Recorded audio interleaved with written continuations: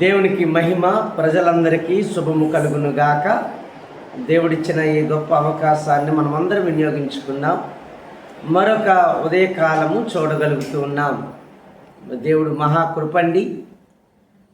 మనం ఏప్రిల్ నెలంతా కూడా క్షేమంగా ఉన్నాం.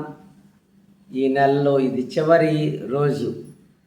ఈ నెలంతా కాపాడిన దేవుడికి వందనాలు, స్తోత్రాలు చెల్లిస్తూ ఉన్నాం. ఈరోజు దేవుని యొక్క మాటలు విందాం, దేవుని యొక్క స్వరాన్ని విందాం. దేవుడు మాటలు మనకి భరోసానిస్తాయి. దేవుడు మాటలు మనకి ధైర్యాన్ని పుట్టిస్తాయి. దేవుడు మాటలు మనకు ఒక నిరీక్షణ ఇస్తాయి. దేవుడు మాటలు మనకు తోడుగా ఉంటాయి. ఆయన హస్తము మనకు తోడుగా వస్తుంది.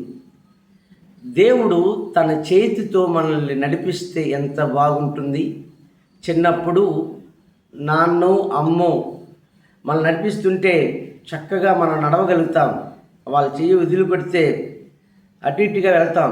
దానివల్ల చాలా ప్రమాదాలు జరుగుతాయి. అందుకే ప్రతిరోజు దేవుడు చేతిలో మనం ఉండాలి. ఆయన చెయ్యి మనకు తోడుగా ఉండాలి. బైబిల్లో చాలా విషయాలు ఉన్నాయి, అన్నీ చెప్పడానికి కుదరదు. కానీ ఎజ్రా అని ఒక శాస్త్రి గారు ఉన్నారు. బైబిల్లో ఎజ్రా అని శాస్త్రి గారు ఉన్నారు. ఆయన రాసినటువంటి ఒక గ్రంథం ఉన్నది, ఎజ్రా గ్రంథం 7వ అధ్యాయం 6వ వచనాన్ని మీరు గమనిస్తారు. నేనే చదువుతూ ఉన్నాను, మీరు వినండి. మోసే యొక్క ధర్మశాస్త్రమందు ప్రావీణ్యత గల శాస్త్రి మరియు అతని దేవుడైన యెహోవా హస్తము అతనికి తోడుగా ఉన్నందున అతడు ఏ మనవి చేసినను ఏముంది అక్కడ, రాజు అనుగ్రహించను. దేవునికి స్తోత్రం, హల్లెలూయా. అంటే ఆ దేవుడు చేతిలో ఉన్నవాడు రాజు దగ్గరికి వెళ్ళా ఆ యొక్క మనవి జరిగిపోతుంది.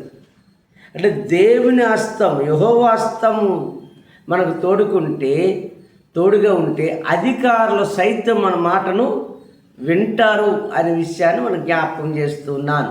అంటే మనకి ఇప్పుడు ఎవరి తోడు ఉండాలి? రాజుల తోడు కాదు, అధికారుల తోడు కాదు. మొదట ఎవరి హస్తం మనకు తోడుగా ఉండాలంటే దేవుడు హస్తం మనకు తోడుగా ఉండాలి.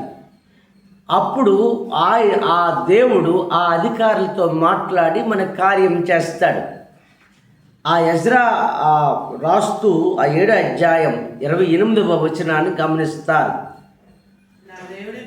నా దేవుడైన యెహోవా హస్తము నాకు తోడుగా ఉన్నందున నేను బలపరచబడి నాతో కూడా వచ్చుటకు ఇశ్రాయేలీయుల ప్రధానులను సమకూర్చి తిని అని రాస్తుంది. అంటే ఇశ్రాయేలీయుల యొక్క ప్రధాని సమకూర్చబడాలి అంటే యెహోవా హస్తము మనకు తోడుగా ఉండాలి. ఇప్పుడు పాకిస్తాన్కి మనకి యుద్ధం జరుగుతూ ఉంది. ఇక్కడ చాలామంది ప్రార్థనలు చేస్తూ ఉన్నాం.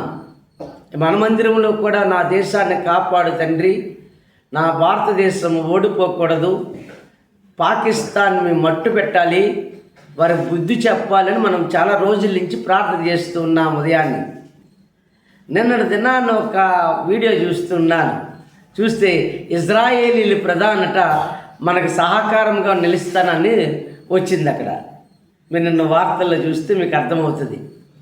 అంటే మనము ప్రార్థన చేస్తే ఏ ప్రధాని అయినా మనకు సహాయం చేస్తాడు, ఏ దేశమైనా మనకు సహాయం చేస్తుంది.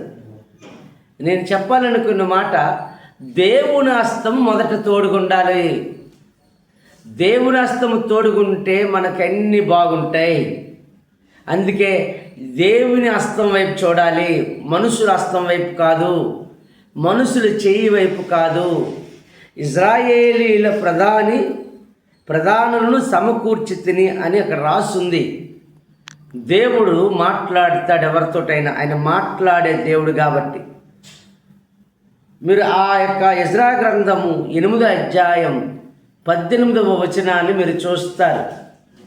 ఎజ్రా గ్రంథము 8వ అధ్యాయం 18వ మాట, మా దేవుని కరుణాహస్తము మాకు తోడుగా ఉన్నందున వారు ప్రజ్ఞావంతుడైన ఒకరిని, సెరాబ్యాను అతని కుమారులను సహోదరులను.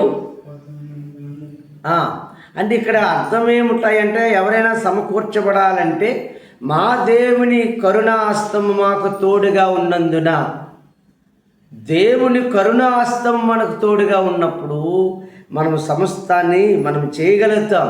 అందుకే మనం ఈరోజు నేర్చుకోవాల్సిన పాఠం ఏమిటంటే, ఎవరి హస్తం వైపు చూడాలంటే దేవుని హస్తం వైపు చూడాలి. ఈ పాఠం మరొకసారి చిత్తమైతే లాంగ్ లెంగ్త్ ఆదివారం ఎప్పుడు చెప్పుకోవాలి, కానీ షార్ట్ కట్లో ప్రతిరోజు ఒక 5-6 నిమిషాలు 10 నిమిషాలు వాక్యం చెప్పి ప్రజలందరినీ బలపరచాలని దేవుడు నాకు ఇచ్చిన ఆలోచన. ఈలోగా యూట్యూబ్ బోర్డు కూడా మంట వచ్చింది. వారం రోజులు యూట్యూబ్ పనిచేయదు మనది. నేను స్తోత్రం. ఏదైనప్పటికీ పర్వాలేదు, మనం ఏదో ఛానల్లో నుంచి అన్ని వార్తలు పంపించాలి. దేవుని హస్తం మనకు తోడుగా ఉండాలి. దేవుని హస్తం మనకు తోడుగా ఉంటే గొప్ప కార్యాలు చూస్తాం. అందుకే మనం ప్రతిరోజు ఉదయాన్నే దేవుడు హస్తం వైపు, దేవుడి చెయ్యి వైపు చూద్దాం. ఆయన సహాయం చేస్తాడు, ఆయన మేలులతో నింపుతాడు. ఏమండి, ఆయన ఆయన ఆయన సన్నిధి మనకు తోడుగా ఉంటుంది. 22వ వచనం, 22వ వచనం, ఎజ్రా గ్రంథం 8:22. ఆయనను మేలు కలుగు చేయుటకే ఆయనను అనగా దేవుని ఆశ్రయించే వారందరికీ మా దేవుని హస్తము తోడుగా ఉండును గాని ఆయన హస్తమును ఆయన ఉగ్రతయు ఆయన విసర్జించే వారందరి మీదకి వచ్చును. దేవునికి స్తోత్రం. ఆయన దేవుని ప్రేమించే వారికి ఆయన హస్తము తోడుగా వస్తుంది. దేవుని ప్రేమించని వారికి ఆయన ఉగ్రత వస్తుంది అని రాసింది ఇక్కడ. కాబట్టి మనము ఎవరి వైపు చూడాలి ఈరోజు డిసైడ్ అయిపోయింది. మన హస్తము, మన చెయ్యి దేవుడి వైపు వెళ్ళిపోవాలి. ఆయన సన్నిధి చేత, ఆయన శక్తి చేత మనం బలం పొందుకుంటాం. కాబట్టి ఈరోజు ఆయన చెయ్యి వైపే చూద్దాం, ఆయన మాటల వైపే విందాం. ఆయన మాటలుండే మాధుర్యాన్ని, ఆ శక్తిని మనం చూసుకొని ముందుకు వెళ్ళిపోదాం. ఈరోజు మనకి ఆయన చెయ్యి తోడుగా ఉంటుంది, ఆయన హస్తం మనకు తోడుగా ఉంటుంది. ఆయన చేయితో మనం నడిపిస్తాడు. మనం వెళ్ళవలసిన దారి ఏమిటో ఆయన తీసుకుని వెళ్తాడు. అక్కడ మనకి విజయం వస్తుంది, మన పిల్లలకి విజయం వస్తుంది, మన దేహానికి విజయం వస్తుంది, మన మినిస్ట్రీకి విజయం వస్తుంది. సాతాను చీకటి శక్తులు నలిగిపోతాయి. ఆయన అభిషేకం మనకు తోడుగా ఉండునుగాక, ఆయన చెయ్యి మనకు తోడుగా వచ్చునుగాక. యేసు నామములు ఈ మాటలను వారందరూ జయము పొందుదురుగాక. ఆమేన్.